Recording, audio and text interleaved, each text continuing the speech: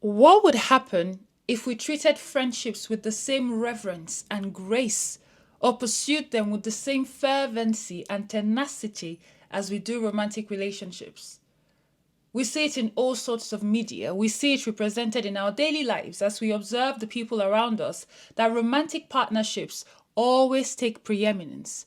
They are the grand prize of life. After you've done all the things, the reward is that you eventually find your person. So, of course, the majority of us carry that messaging. Whether consciously or subconsciously, we internalize the idea that there's this one person who will come into our lives and make everything better, and that when they show up, all the suffering and loss will finally make sense. We learn both explicitly and implicitly that other expressions of love, platonic, communal, are lovely, yes, but lesser. And I think, especially for people with trauma, those people with a deep history of neglect, abandonment, abuse, or loss, this is one of the most enticing ways to escape reality. When your world feels heavy, when you're drowning in loneliness, shame, or unmet needs, the idea of one person showing up and finally seeing you, finally staying, it's not just appealing, it feels like a lifeline. And listen, one of the ways I survived my own childhood was by living in my head. That's where I went. I daydreamed often for really long hours of a future where all the love I lacked would arrive in the body of another. Sometimes it looks like romance. Sometimes it looked like fame. Sometimes it looked like standing on a stage and being cheered on by many. I wanted to be seen. I wanted someone to make the ache stop. And I won't lie to you, those fantasies gave me something to hold on to, something to look forward to. In fact, in some ways, they might have helped and pushed me towards certain successes. But at some point, you have to know when the vision has expired, when the dream becomes a distraction, when the fantasy starts pulling you further and further away from your real life, from your actual healing, from the people who are trying to love you right now.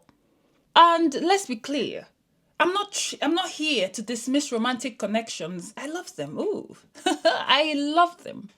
And I remain open to them when they are right. So this isn't one of those posts where I'm trying to convince you that they don't matter. They do. I don't think there are any substitutes for them either. Every type of relationship has its place. However, I do not find romantic love to be a necessity for a balanced life or an achievement of some sorts. Yeah, they are not the apex of human connection or a reward for being healed, beautiful, or worthy enough. And it is certainly not the only form of love that can transform you. I don't know if it's the same for you, but when I was in school, I was taught there were different types of love: eros, philia, storge, agape. And I'm sure there are more, but no matter how I look at it, as a functioning, growing adult, experiencing life and watching people experience theirs, it seems to me that love itself is singular. There are only different containers for it. All those types we've been taught are just the context in which love is shared. The expression of love might shift depending on the nature of the relationship, but the essence, the foundation are always the same. Trust, presence, empathy, care, joy, safety, reciprocity, choice. Romantic attraction, chemistry, sexual tension, the spark. Those things are beautiful, but they are not love. They are elements that may or may not be present in a particular expression of love. But they are not the substance, and they should not be confused for the substance with the substance. We are living in a time of increased social fragmentation, and I am glad. It's beautiful that people are finally beginning to wake up to the concept of platonic soulmates, deep healing friendships, and non-erotic, intimate companionships. But it seems that many of us are getting to this point from a place of resignation and disillusionment with dating and romantic pursuits that never quite delivered what was promised, rather than a real reverence and understanding of the inherent and primary value of friendship. So you hear things like, I'm done with romance, it's too exhausting, I'll just stick with my friends instead. And without realizing it, friendship becomes a second-tier fallback plan, a consolation prize, a connection that gets bumped up in your priorities only because you couldn't get what you really wanted. And if you actually did get the romance of your dreams, those friends will lose the priority they have right now. And it shows.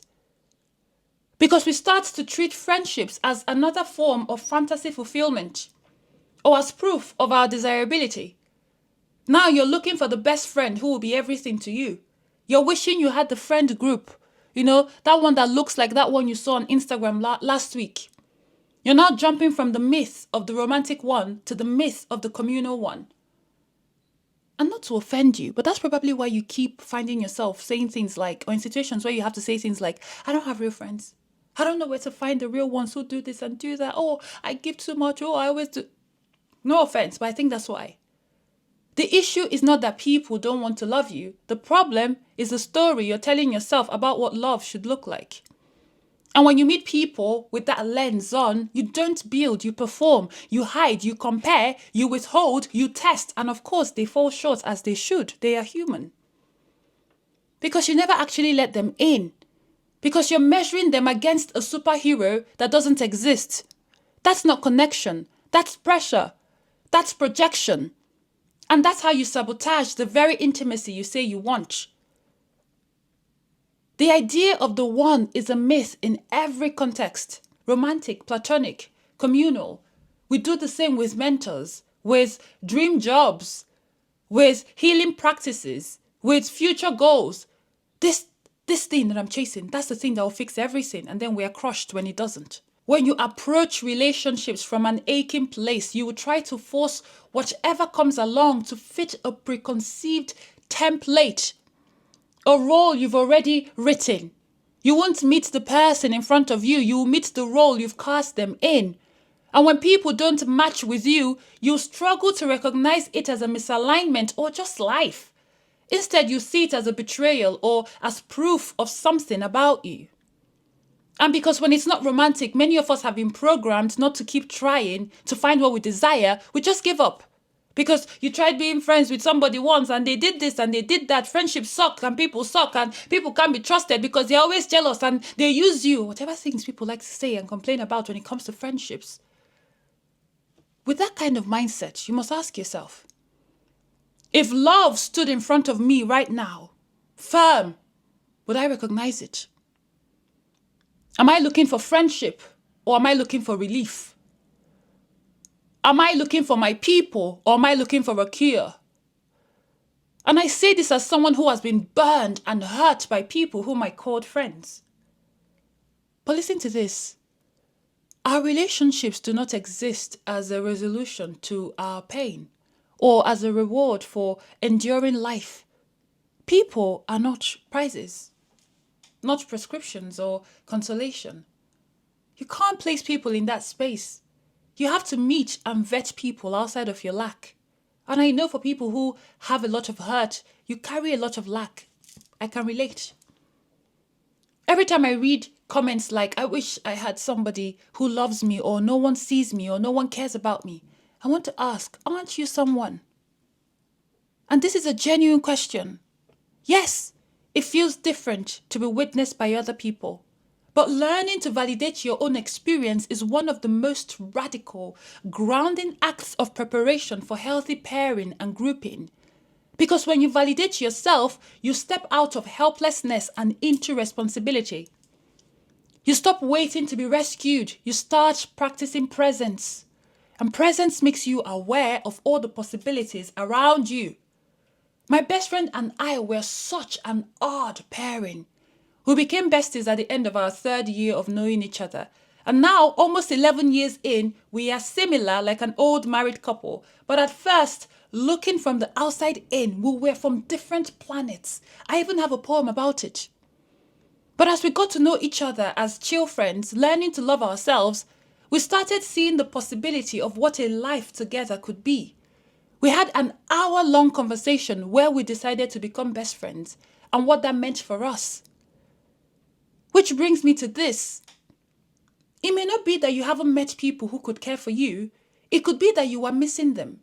Because subconsciously, you are still reserving yourself for the one person or the people who will fix everything. But the plot twist is that it's always been you, my dear. You are the only one who can save you. And this isn't to be cold. Your unmet needs are valid, but they predate anyone you will ever meet. How fair is it to place the emotional weight of your entire unloved history on someone else, especially if you're not even doing the work to heal it yourself? Why do you think it's okay to put that on a stranger, all of that on a stranger?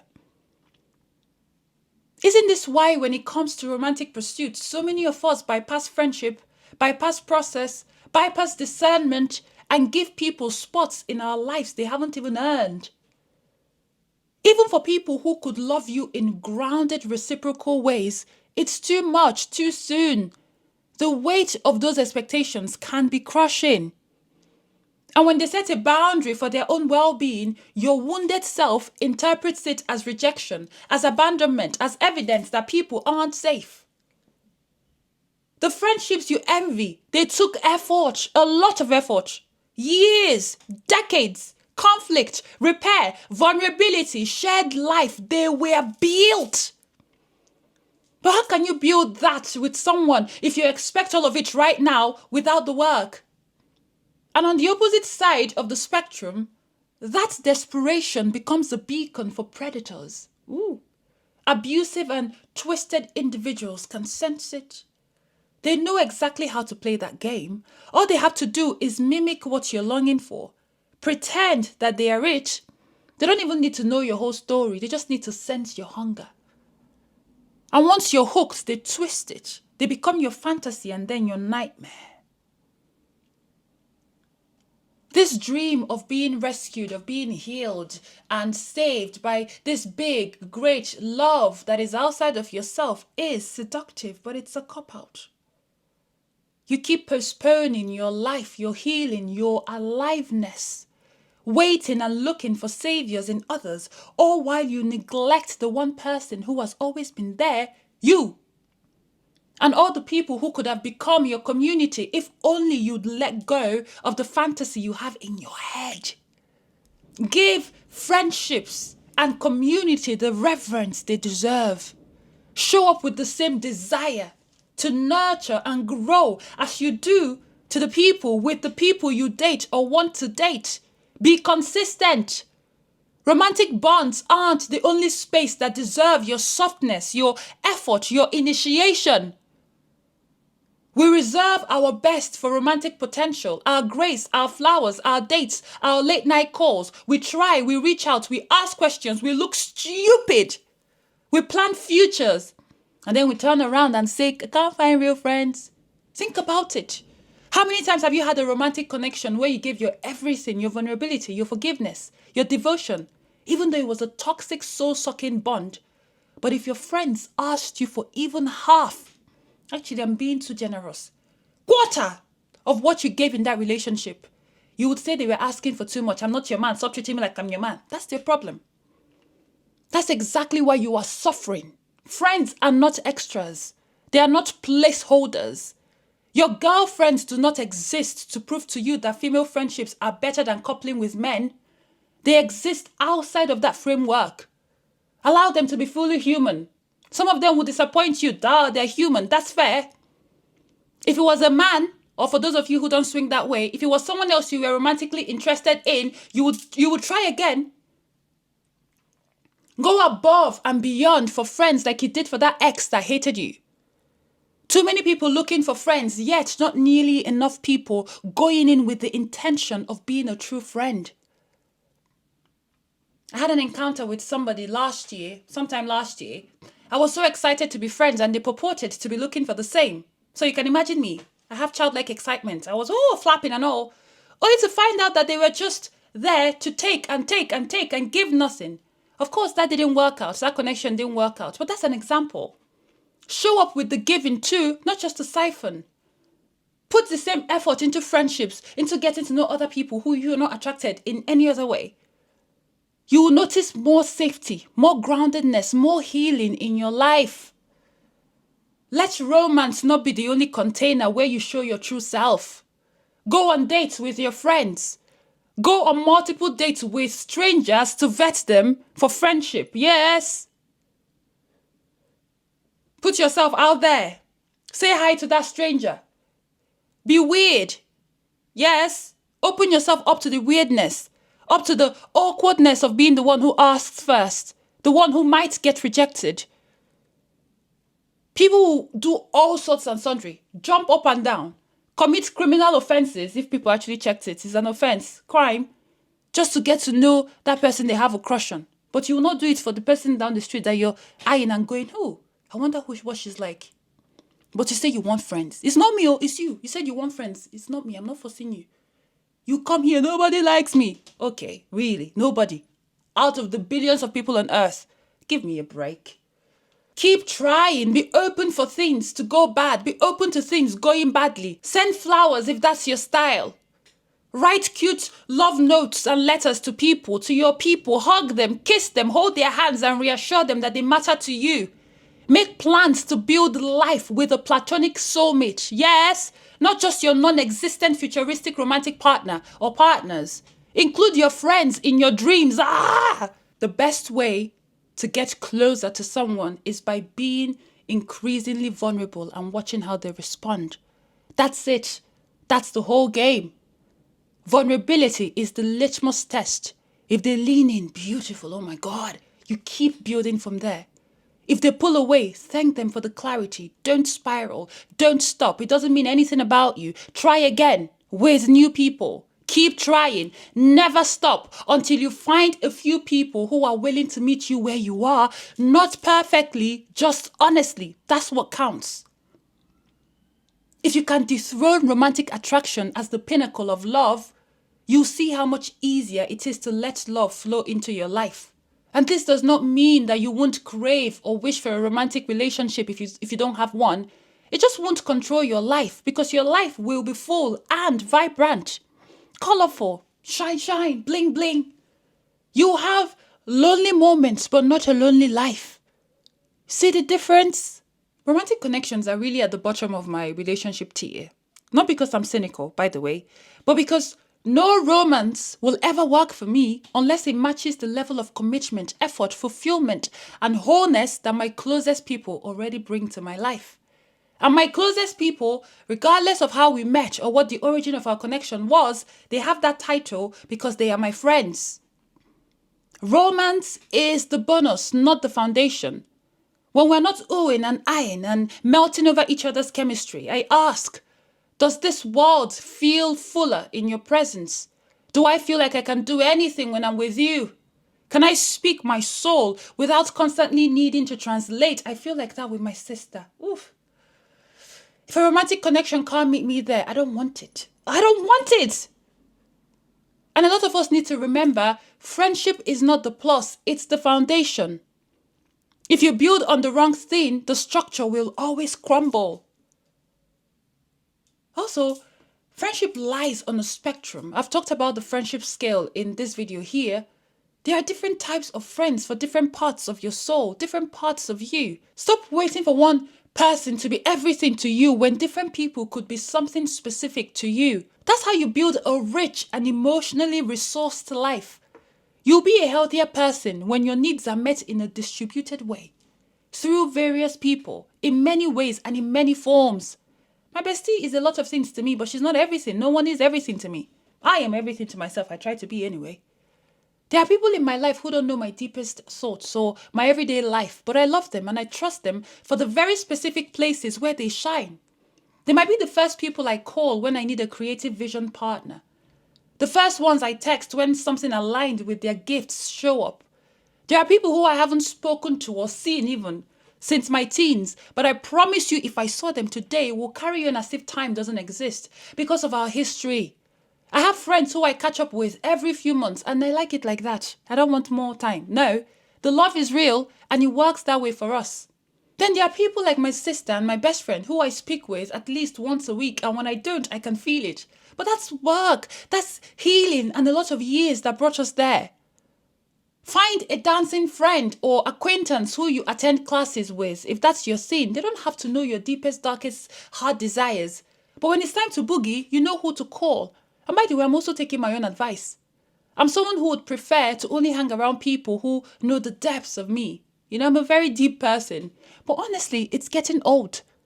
I'm at a point in my life where I am so happy, So happy. Some people have no clue. Not everyone should have access to that part of me. So I am open to allowing not so deep pockets of friendship to happen. These people might grow into more, or maybe they won't, and that's okay. No one should be everything to another. Think of parents who bury themselves in their children, or people who can't live without their partners. Someone is always suffering in that dynamic, even if the other isn't aware. Something is always suffering.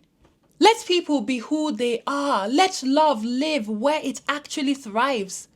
Be open. That way, when something doesn't work out, you'll still have a village. You won't be so afraid to leave what's bad. You won't stay where you're dying just to avoid being alone or because you don't have other people.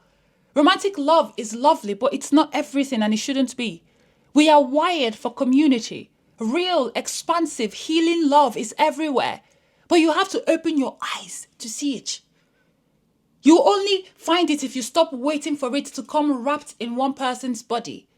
If you keep the qualities and the meaning of love whole, it won't matter who, whether family, friends, romantic connections, or community, you'll be able to recognize it, receive it, and reciprocate it.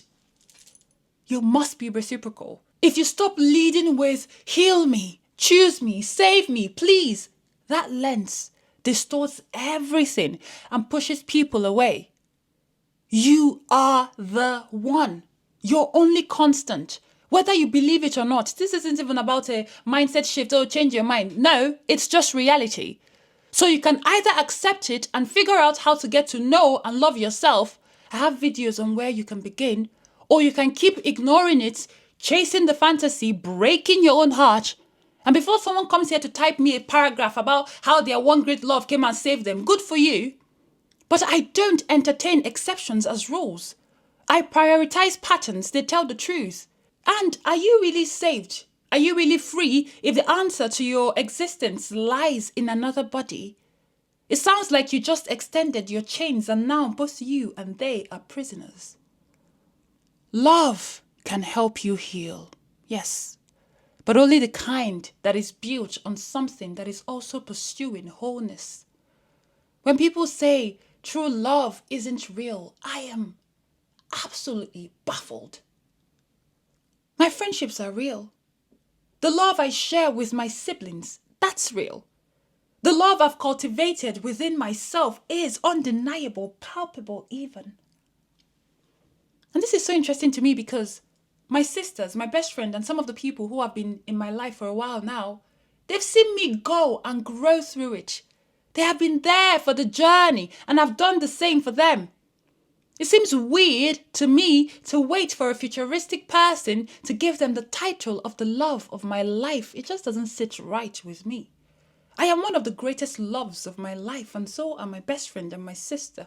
Anyone else who makes it to that list will be one of, and not the love. I am aware of the loves that already surround me, and they deserve their flowers. But I guess if by true love you mean romantic fantasy and endless fireworks, maybe that's not real. I don't know. That's fair. But the realest thing I've ever known is friendship. In its truest, most grounded, most sacred form.